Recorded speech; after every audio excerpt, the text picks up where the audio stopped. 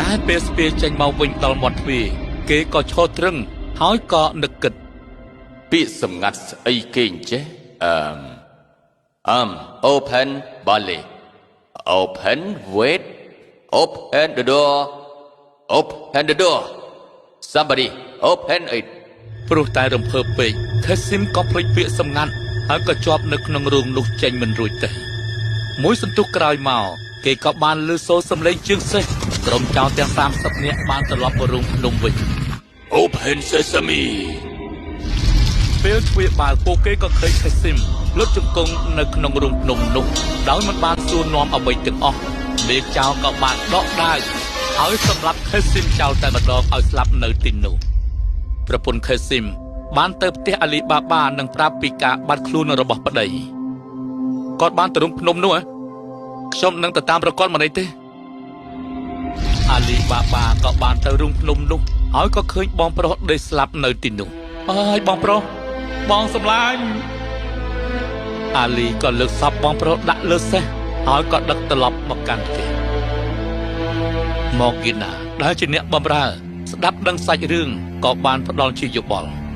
យើងត្រូវអ្នកមូលហេតុដែលគាត់ស្លាប់កុំឲ្យមានអ្នកណាដឹងខ្ញុំនឹងទៅជួបគ្រូពេទ្យនិងខ្លាញ់ធ្វើជាទិញថ្នាំឲ្យគាត់បែបនេះយើងអាចប្រាប់គេថាគាត់ឈឺហើយស្អែកចាំយើងប្រកាសពីការស្លាប់របស់គាត់គ្រប់គ្នាយល់ស្របតាមគម្រោងរបស់ម៉ូហ្គីណាកាត់ចិត្តពុំបានប្រពន្ធខេស៊ីមក៏ធ្លាក់ខ្លួនឈឺនិងស្លាប់តាមប្តី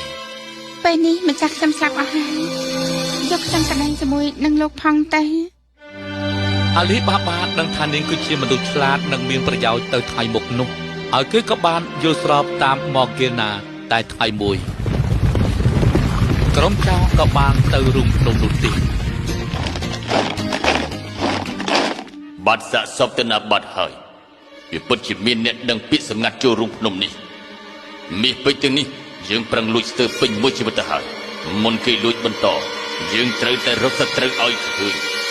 ឆាប់ទៅតាមភូមិស៊ើបមើលថាតារណាទើបតែស្លាប់ពួកចៅបាននាំគ្នាជិះសេះចូលមកក្នុងភូមិតាមបញ្ជារបស់មេចៅម្នាក់ក៏បានមកផ្ទះរបស់គ្រូពេទ្យសួស្តីលោកគ្រូពេទ្យតើមានដឹងថានរណាដែលទើបតែស្លាប់ថ្មីនេះដែរទេបាទគឺខេស៊ីមដែលបម្រើគាត់បានបន្ទិញទៅដើម្បីខ្ញុំក៏បានផ្សំតាមដែលនាងរៀបរាប់